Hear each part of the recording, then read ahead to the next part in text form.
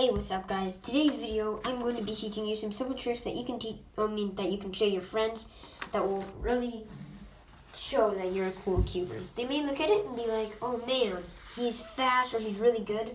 And some of these are actual tricks. Like, I will show you 2 patterns and 1 trick that will look like you're really good at solving a Rubik's Cube. This one will only work well on a 2x2. You could try and do it on a 3x3, but it won't really look as realistic. The first one is going to be number 1. Number 1 is this cool flower pattern. Well, no, this is the checkerboard pattern, but I'm sorry. This is the checkerboard pattern, and I will show you how to do that right now. To do the checker pattern, all you need to do is take your cube, it doesn't matter which side is facing you, and do M2. So we'll move the middle twice to the right, like that, so that it's like this. Then what I want you to do is do these ones down twice, so it's like that. Maybe you're like, well, that only did that to this side. Well, now we're doing it on this side. To do that, you just move it up like this, and then do it again twice to the left, and you'll get your checkerboard pattern. The trick is this. So don't scramble your cube. You show them your cube like this, and then turn around and say you're scrambling it as much as you can, or you just say you're going to scramble it real quickly, and like if you're on a shelf, just duck down a little bit so that they don't really see it. What I want you to do is get fluent with moving the cube like this, where you do this move. So there's an L, and then upside down L. And then once you get fluent using that move, doing that move, and then doing this move, where it's that opposite. So to do the opposite, you have it here, and you go. That's all you need to do. So hold it up to your friend and scramble it up.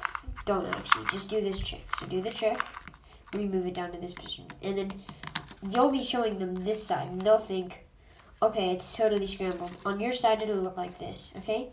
Once you know that you have the upside down L and then this L on your left, then you know you can do it still. Hold it up to them and say, you go like this and go 3, 2, 1, and then immediately just go up and go really fast in doing that move. And then go back down so it looks like you did it just really fast. They don't know if you did a million moves or just 1. So that, to you, it would look like this. Nice and scramble. Okay, it's all scrambled up. Okay, you ready? We're about to solve it. 3, 2, 1. That's as fast as you can solve it, and then you show them it, and they're like, oh man, and that's what they saw. In reality, this is your scramble. You just do this. You just go like that, and it looks like you just solved it really fast. Hold it up to them, and you're done. This is the third and last trick. What I'm going to show you, though, is on the last thing where you did this move to get that fast little solve, you can do on the 3x3, what I'm about to show you, but it won't look as cool. You just do the same move, which won't look as cool.